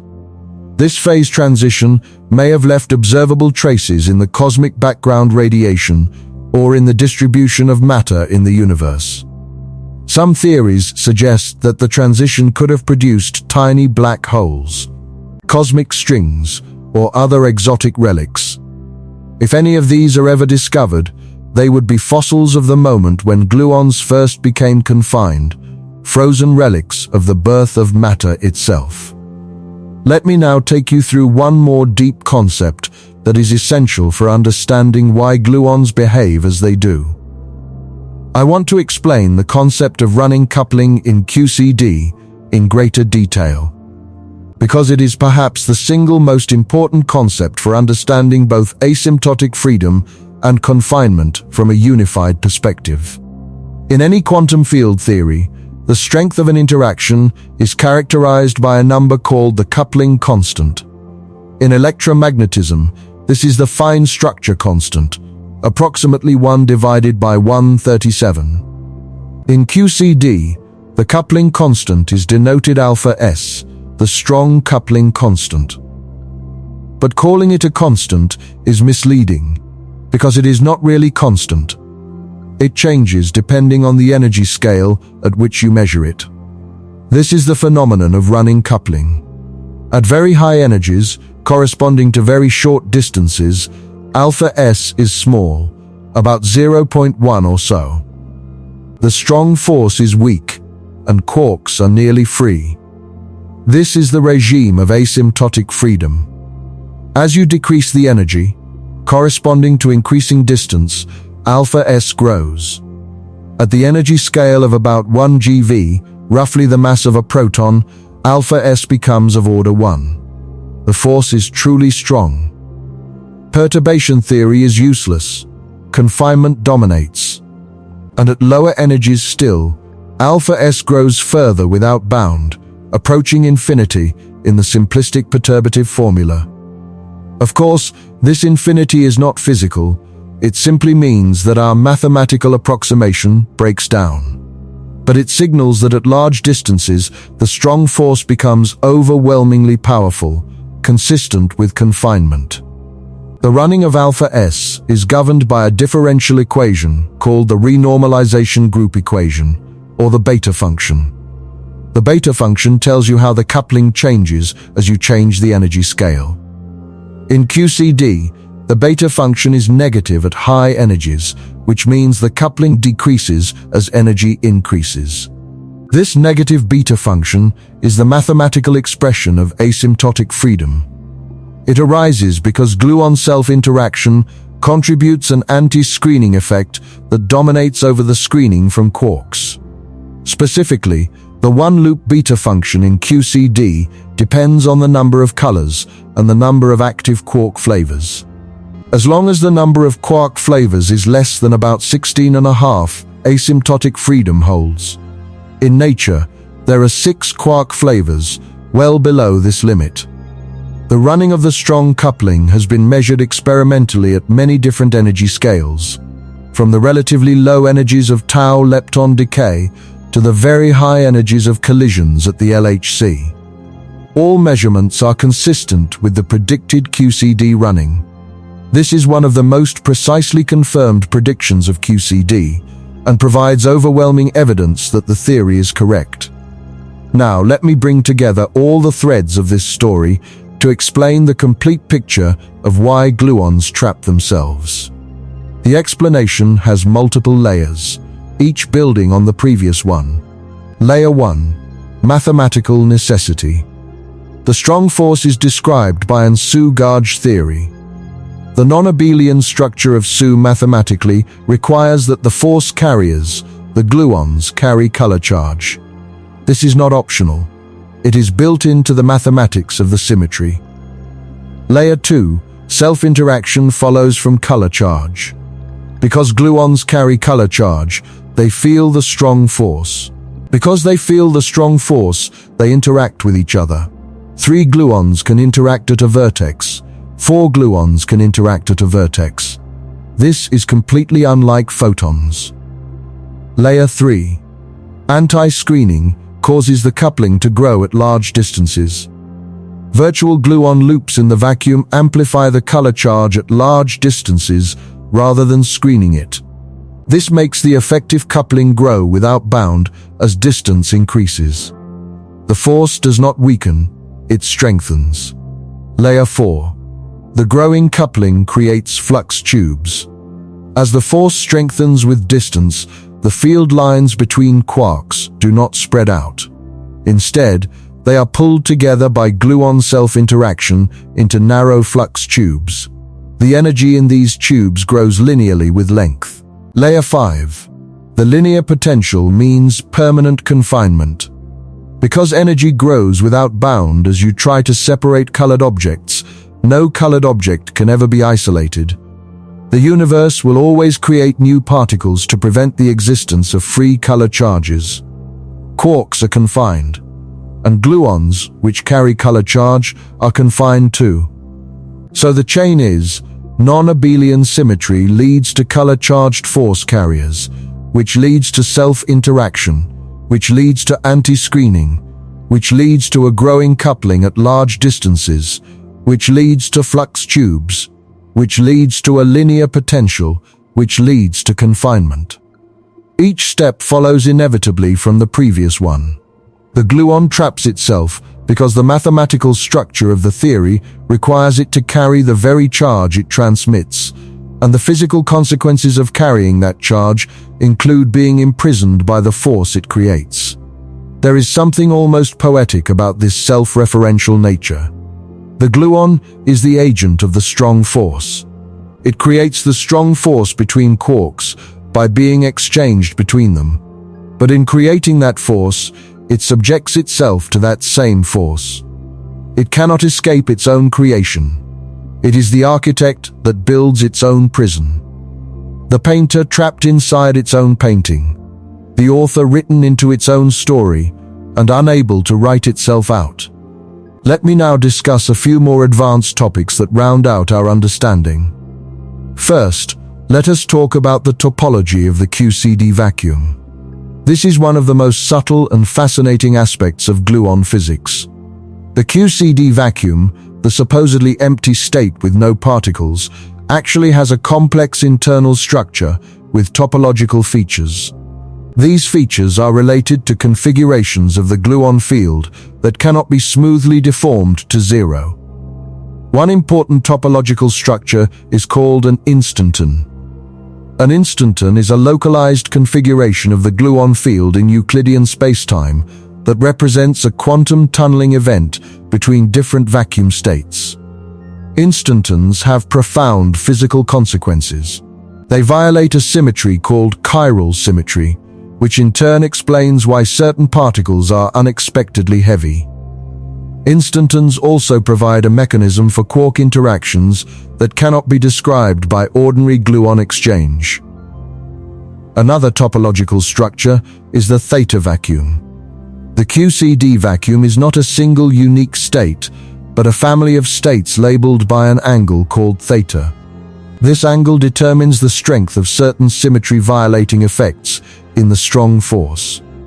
Experimentally, theta must be extremely small, because otherwise we would observe effects like a permanent electric dipole moment of the neutron that have not been found.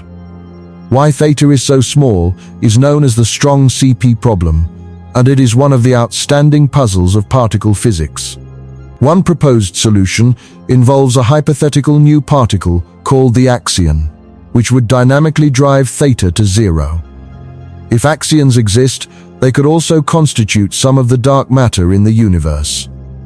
So the topological properties of the gluon vacuum connect to the mystery of dark matter, one of the greatest unsolved problems in cosmology.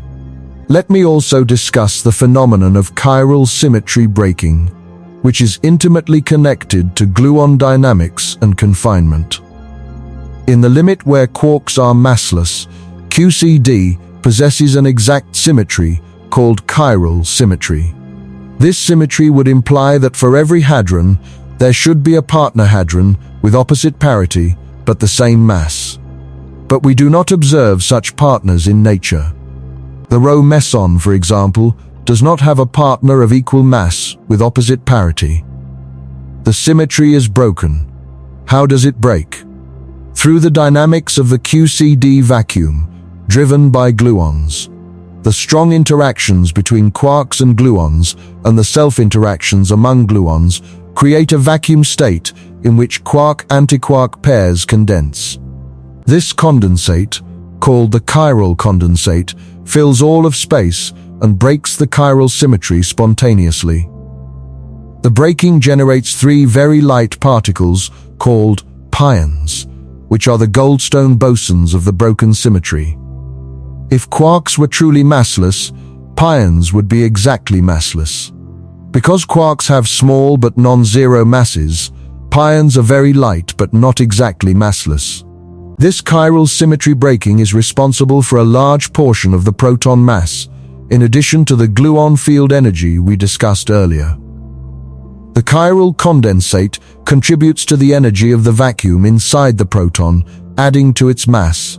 So gluons generate mass not just through their kinetic energy and self-interactions, but also by driving the condensation of the vacuum itself. Now let us discuss one more experimental frontier that is pushing our understanding of gluons forward: the measurement of jets at particle colliders. When quarks or gluons are produced in high-energy collisions at the LHC, they cannot remain free because of confinement. Instead, they undergo a process called hadronization, producing a spray of ordinary hadrons that travel in roughly the same direction as the original quark or gluon. This spray is called a jet. Jets produced by gluons look different from jets produced by quarks. Gluon jets tend to be broader, containing more particles spread over a wider angle. This is because gluons carry more color charge than quarks, so they radiate more strongly and produce more splittings during the hadronization process. This difference between quark jets and gluon jets has been measured at the LHC and is consistent with QCD predictions. The study of jet substructure has become an entire subfield of particle physics, using the detailed patterns of particles inside jets to learn about the underlying QCD dynamics. Machine learning algorithms are now trained to distinguish quark jets from gluon jets, achieving remarkable accuracy. These techniques not only test QCD, but also have practical applications in searching for new physics beyond the standard model at the LHC. Let me now talk about the temperature and phases of QCD in more detail, because the phase structure is rich and fascinating. We already discussed the transition from confined hadronic matter to quark-gluon plasma at high temperatures. But there are other regions of the QCD phase diagram that are equally interesting. At zero temperature, but very high density, as might exist in the cores of neutron stars, QCD is predicted to have several exotic phases. One is called color superconductivity, where quarks form pairs that condense and break the color symmetry. In this phase, some gluons actually acquire mass through the Anderson-Higgs mechanism, similar to how W and Z bosons get mass in the electroweak theory. This is remarkable. Gluons, which are massless in the vacuum, become massive in the color superconducting phase. The confinement properties change dramatically. Another possible phase at intermediate densities is called quark-ionic matter, where the bulk properties are those of quark matter, but the excitations near the surface of the quark distribution still behave like confined baryons. This phase was proposed in 2007 and is still being studied theoretically. The full phase diagram of QCD is largely unexplored experimentally, particularly at high density and low temperature. Future facilities like FAIR in Germany and NICA in Russia are designed to explore this region by colliding ions at lower energies, which creates matter at higher density but lower temperature than the LHC achieves. These experiments will teach us about how confinement and gluon behavior change under extreme conditions. Let me return now to the question of gluon self-trapping and address it from one final perspective: the perspective of energy. Consider a single gluon propagating through the vacuum. Because it carries color charge, it interacts with the quantum fluctuations of the vacuum. It emits virtual gluons, which emit more virtual gluons, which interact with each other. The result is that a single gluon does not remain a clean, well-defined object as it propagates. It develops a cloud of virtual gluons around it. This cloud is color-charged, and its interaction with the original gluon is strong. The gluon and its cloud form a complex, strongly interacting system. As the gluon tries to propagate over larger distances, its cloud grows and its interactions with the vacuum become stronger. At distances larger than about 1 femtometer, the interactions become so strong that the concept of a single propagating gluon becomes meaningless. The gluon has been absorbed into the vacuum, so to speak. It has merged with its own cloud. It cannot propagate as an isolated particle because its interaction with the vacuum on which it propagates is too strong for it to maintain its identity as a separate object. This is another way of understanding confinement from the perspective of a single gluon. This is fundamentally different from what happens to a photon. A photon also interacts with the vacuum, developing a cloud of virtual electron-positron pairs. But because photons are electrically neutral, this cloud is weakly interacting. The photon maintains its identity and can propagate over astronomical distances across the entire observable universe without being absorbed or losing its coherence. The key difference, once again, is that the gluon carries the charge of its own force, while the photon does not. Let me now share something truly remarkable about gluons that connects to experiments being done right now and being planned for the near future.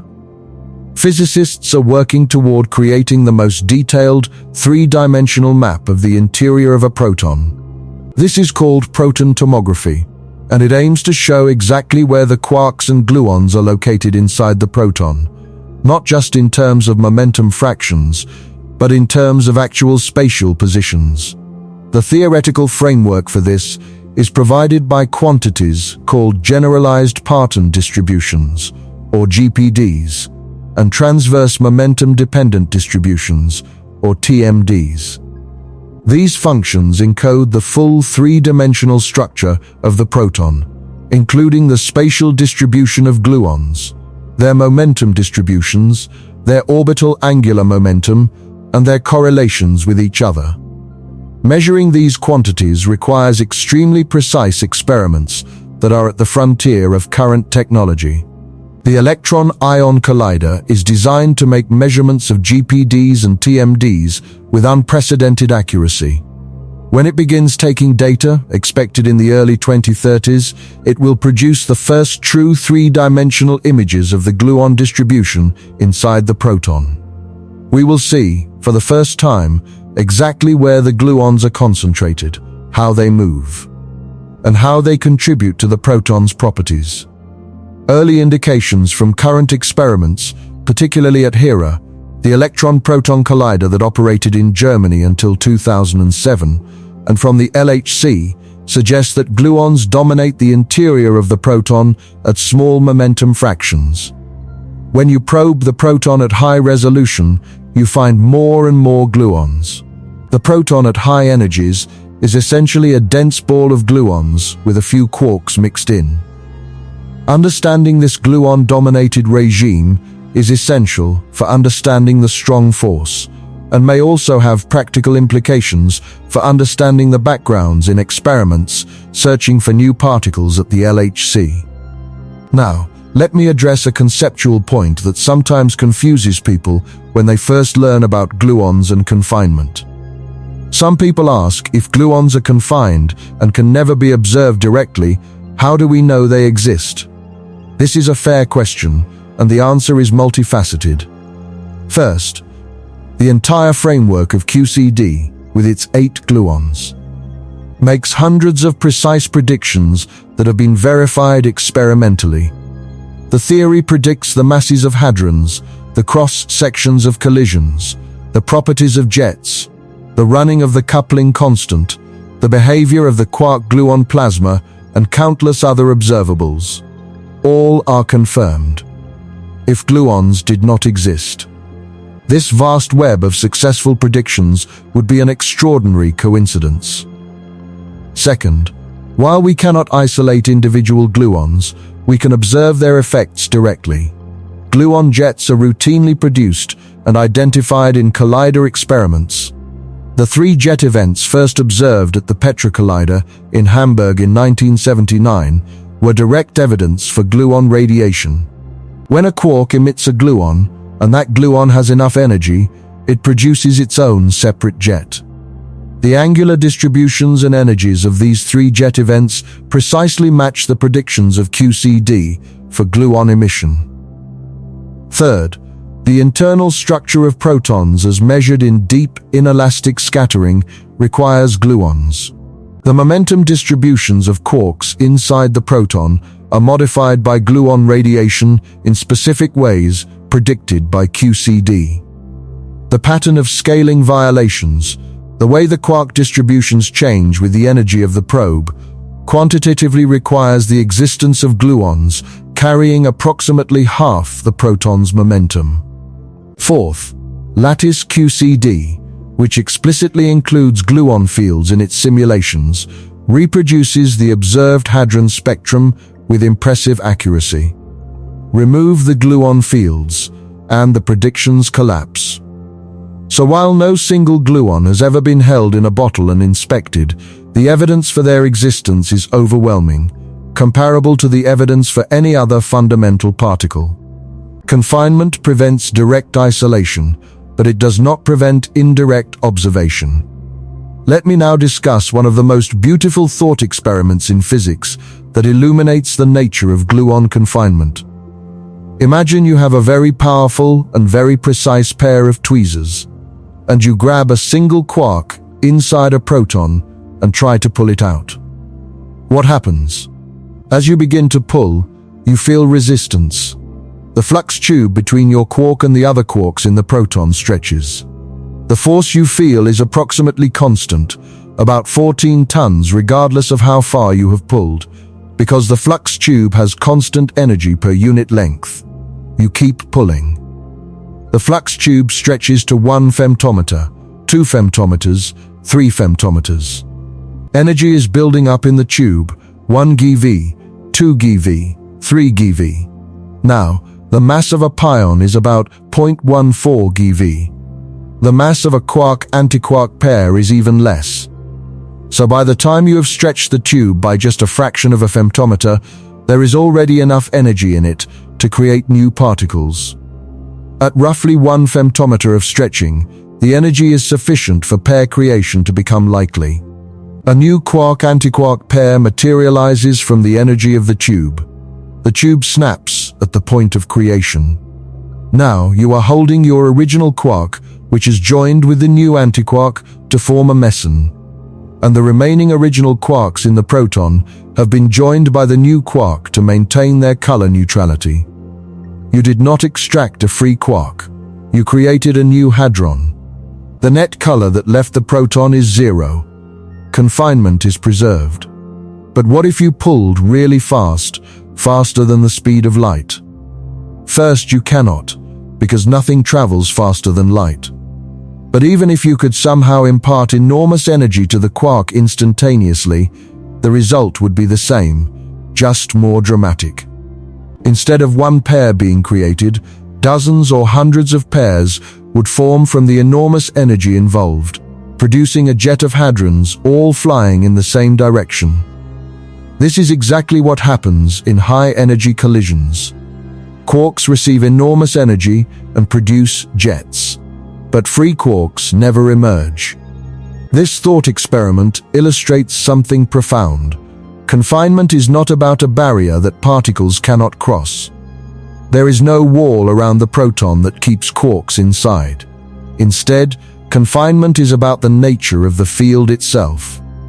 The gluon field between colored objects stores energy linearly with distance. This energy inevitably converts to new particles before a free color charge can appear. Confinement is enforced not by a wall, but by the creative power of the vacuum. Let us now explore the concept of flux tubes a bit further, because they have remarkable properties that make them almost seem like physical objects in their own right. A flux tube between a quark and an antiquark is approximately 1 femtometer in diameter. It has a constant energy density of about 1 GeV per femtometer along its length. It can vibrate. Its vibrational modes correspond to excited states of the meson, higher energy particles with the same quark content but additional energy stored in the vibrations of the tube. The spectrum of these vibrational states matches the observed spectrum of excited mesons remarkably well. If the flux tube is long enough, its vibrational properties become identical to those of a relativistic string, a one-dimensional extended object. This is not a coincidence. It is the physical reason why string theory originally arose from the study of the strong force. The effective string describing a long flux tube has a tension of about 1 GeV per femtometer and satisfies the equations of Nambu-Gotta string theory at long distances. This effective string description breaks down at short distances where the tube meets the quarks, but at large separations, it is an excellent approximation. Lattice QCD simulations have beautifully confirmed the flux tube picture. By computing the distribution of gluon field energy between a static quark and antiquark on the lattice, physicists have produced images showing the concentration of energy in a narrow tube. These images look exactly like what the theoretical picture predicts: a cigar-shaped region of concentrated field energy connecting the two color charges, with the field rapidly decreasing to zero outside the tube. It is one of the most visually compelling confirmations of any prediction in quantum field theory. Let me now transition to discussing something that might seem paradoxical but is crucial for understanding the complete picture. We said that gluons are massless. We said that no free gluon has ever been observed. We said that glueballs, if they exist, have masses of about 1.7 GeV or more. So the question arises, does the gluon have a mass or not? And the answer is subtle and revealing. At the fundamental level, in the QCD Lagrangian, gluons are exactly massless. There is no mass term for them. Adding a mass term by hand would violate the gauge symmetry that defines the theory, making it mathematically inconsistent. So at the most basic level, gluons are massless, period. However, when we talk about gluon propagation through the QCD vacuum, the situation is more complex. Because gluons interact strongly with the vacuum fluctuations, their propagation is modified. In a certain sense, the gluon acquires an effective mass due to its interactions, though this concept must be handled very carefully to remain consistent with gauge invariance. Lattice calculations of the gluon propagator show behavior at large distances consistent with the gluon having an effective mass of roughly 500 to 700 MeV. This is not a real mass in the same sense as the electron mass. It is an effective quantity that reflects the complex interaction of the gluon with the vacuum. But it illustrates that the massless gluon of the fundamental theory behaves very differently from a massless photon once it is embedded in the strongly interacting QCD vacuum. This effective gluon mass is closely related to confinement. It means that gluon disturbances cannot propagate over large distances in the vacuum. They are damped, absorbed, reconfined. The effective mass sets the scale over which a gluon can propagate before being reabsorbed, and this scale is roughly 1 femtometer, the size of a proton. This is consistent with everything we have discussed about confinement. Gluons cannot exist as independent particles outside the confinement scale. Now, let me discuss one more topic that I think is essential for a complete understanding of gluon physics: the role of gluons in processes that convert energy into matter. Every time you hear about particle collisions at the LHC creating new particles, gluons are almost always involved. In fact, at the energies of the LHC, the dominant process for producing most new particles is gluon-gluon fusion. When two protons collide at the LHC, it is usually two gluons that carry out the actual collision and create new particles. The discovery of the Higgs boson in 2012 is a perfect example. The Higgs was produced primarily through gluon-gluon fusion.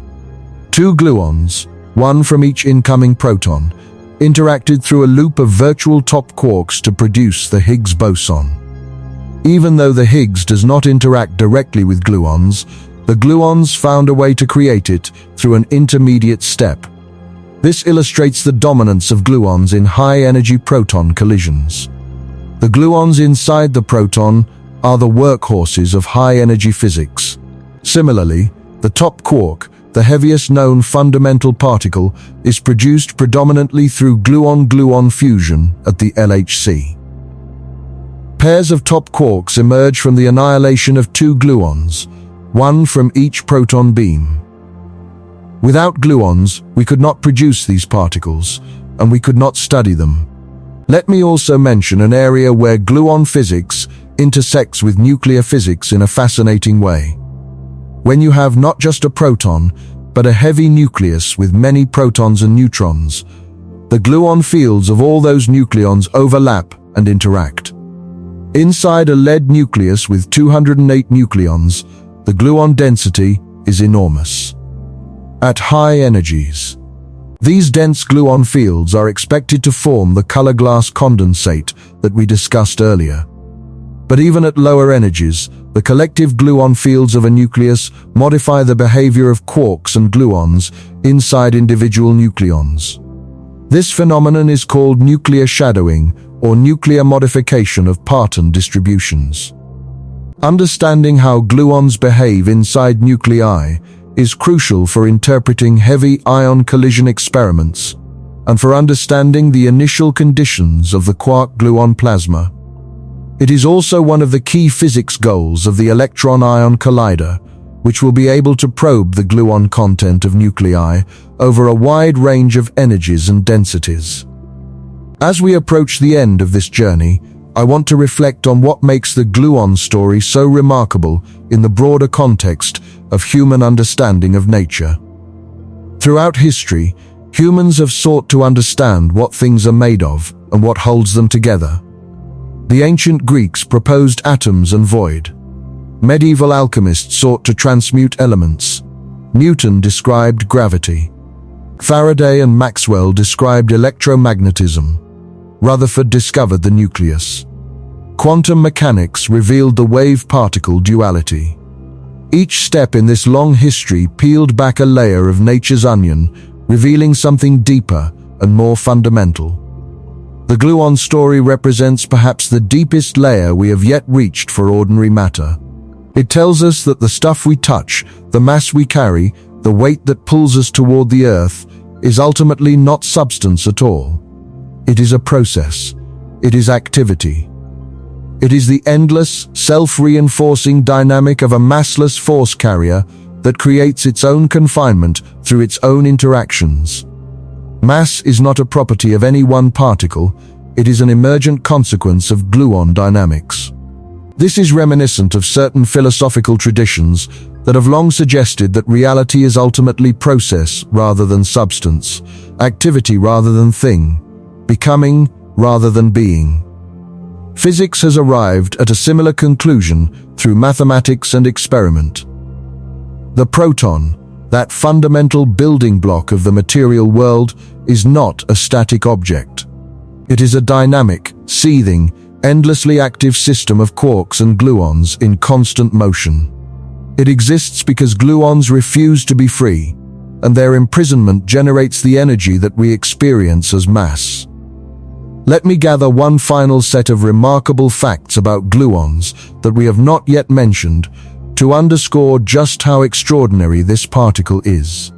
The strong force, mediated by gluons, has a peculiar property. It is almost perfectly democratic among the three lightest quarks at low energies. This is called flavor symmetry, and it is the reason that protons and neutrons have such similar masses despite having different quark content. The gluon does not care about quark flavor. It couples with equal strength to all quarks, regardless of whether they are up, down, strange, charm, bottom or top. This democratic nature of the gluon is a consequence of the fact that color charge is independent of all other quantum numbers. Here is another remarkable fact. The total energy of the gluon field inside a proton fluctuates constantly due to quantum uncertainty. At any given instant, the number of gluons inside a proton is not a fixed number. It is a quantum superposition of many different states.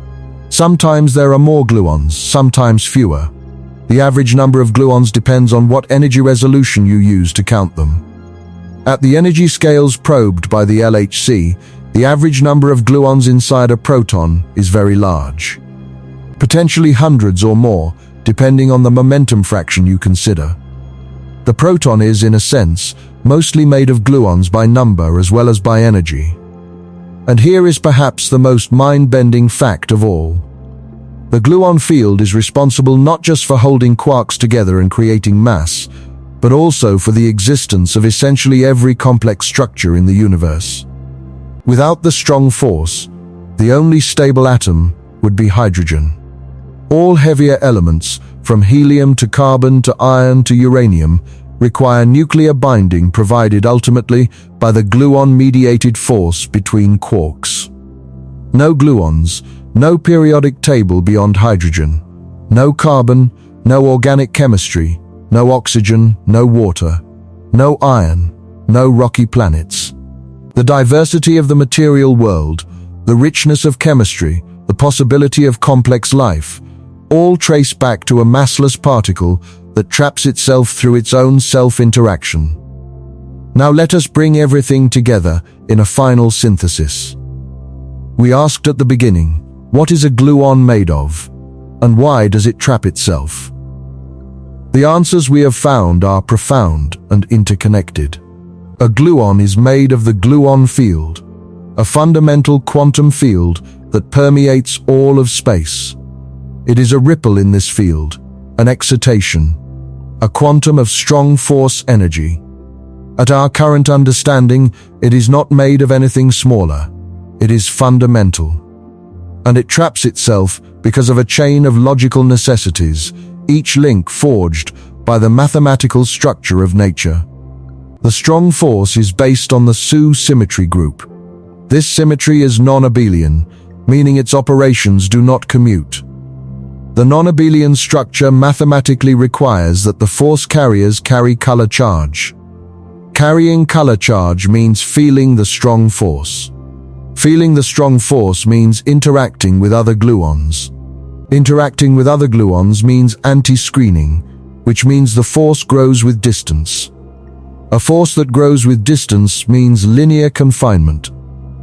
Linear confinement means no colored particle can ever be free. And since gluons are colored, they can never be free. The gluon traps itself because the mathematics of the symmetry that defines it leaves no other possibility. In the end, the gluon's story is the story of matter itself. It is the story of how structure emerges from symmetry, how mass emerges from energy, how confinement emerges from self-interaction, and how the visible universe emerges from the dynamics of invisible fields. The gluon is the hidden architect of everything you can see and touch. It is the invisible bond that makes the material world material. It is massless, yet creates mass. It is invisible, yet creates visibility. It is confined, yet creates the freedom of complex chemistry and life. It is, in many ways, the most important particle in the universe, and the one least known to the public. The next time you pick up a glass of water, or feel the weight of your own body, remember this: 99% of that mass does not come from any particle having weight. It comes from energy. Energy stored in the gluon field, trapped by the self-interaction of massless particles that can never escape their own creation. You are, in the most literal physical sense, made of trapped light. Except, it is not the light of photons. It is the light of gluons, a light that shines only inward, illuminating nothing but its own prison, yet somehow building everything. If this video transformed the way you think about matter, about mass, about your own physical existence, then share it with someone else who deserves to have their mind expanded. Subscribe to this channel if you want to continue exploring the deepest questions about the nature of reality. And leave a comment below with your answer to this question. What do you find more astonishing? That gluons create your mass while having no mass themselves? Or that gluons build their own prison and can never escape? I genuinely want to know what strikes you the most about this story. Thank you for coming on this journey with me into the deepest layer of reality that we have yet discovered. The next time we meet, we will go even deeper. Until then, keep questioning, keep wondering, and remember that the universe is far stranger and more beautiful than it appears on the surface.